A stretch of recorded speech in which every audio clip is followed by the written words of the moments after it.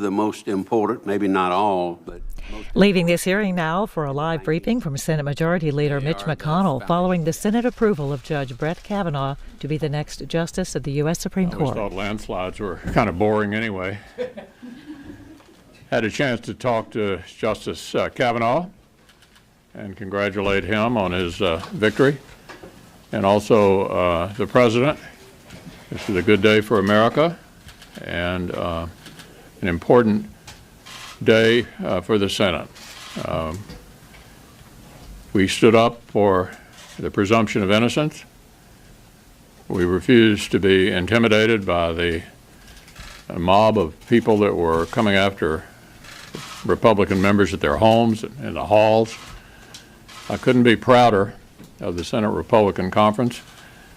We also want to thank Senator Manchin for helping us. And with that, I'll be happy to take a few questions. Yep. Senator, in your floor speech, you talked about that this has been a dark period, and you hope that after this vote you can turn the page to a brighter day. I'm just interested, based on what we've seen the last 3 weeks, where both parties have lobbed at one another, at least in the last 5 Well, you know, how do you get to that point? yeah, well, you've seen, sorry to interrupt you, but we've seen both sides of the Senate during the same period.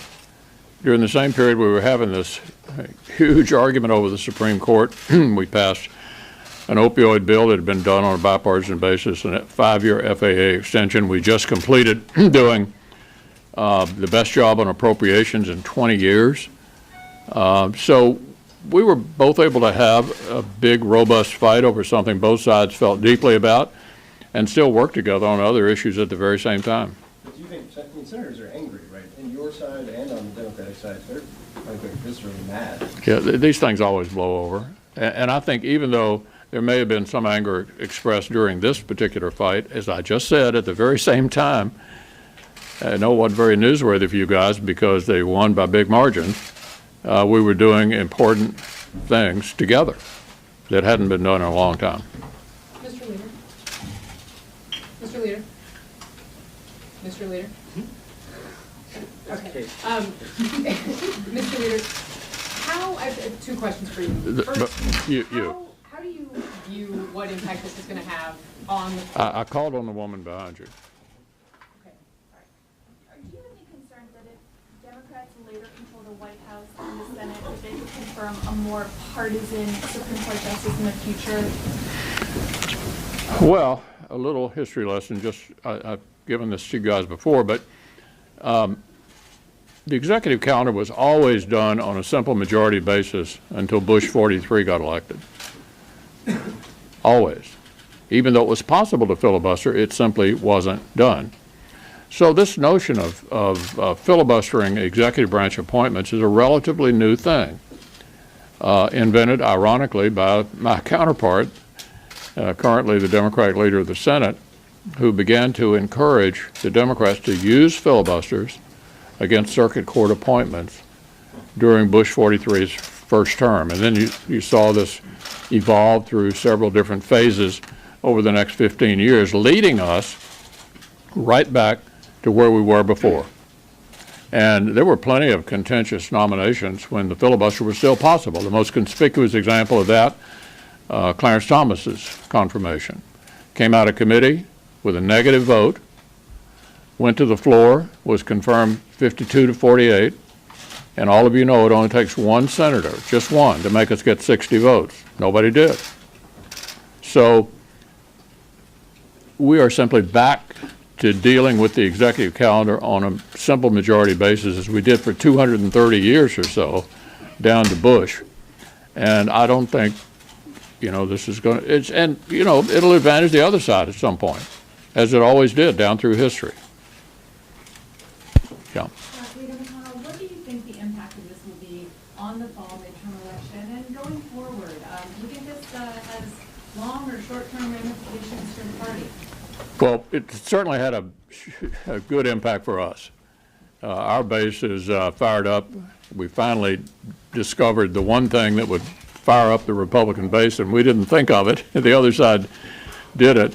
The tactics that have been employed both by Judiciary Committee Democratic senators and by the virtual mob that's assaulted all of us in the course of this process has turned our base on fire. I was talking to two of my political advisors yesterday about the advantage that these guys, by their tactics, have given to us going into these red state competitive races.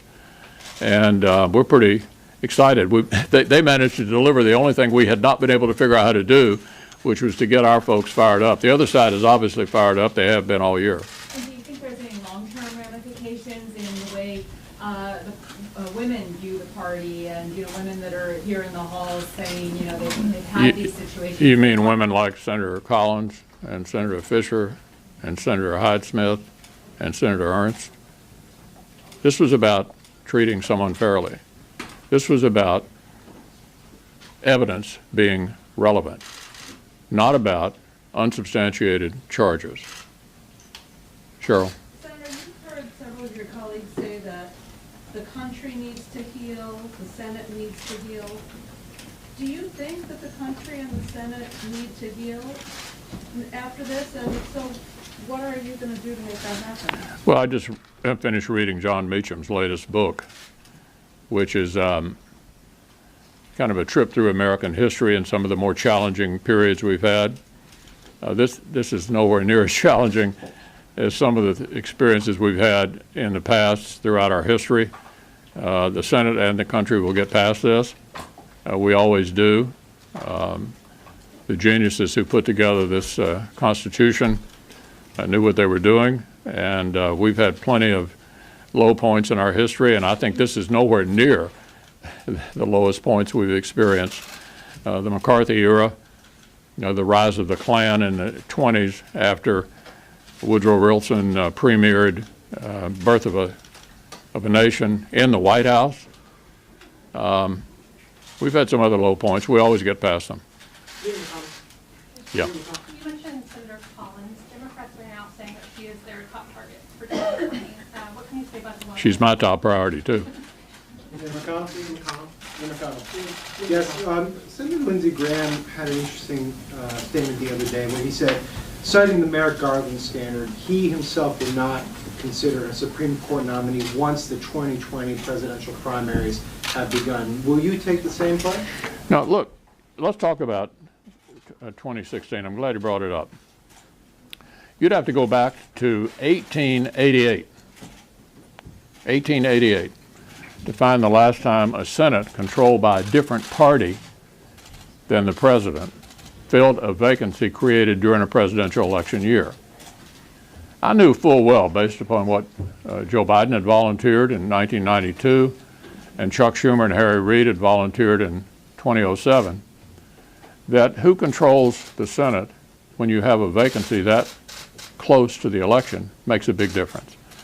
There's not a doubt in anybody's mind here, I'm sure, that if the shoe was on the other foot in 2016, and there'd been a Republican president making a nomination to a Democratic Senate, it wouldn't have been filled.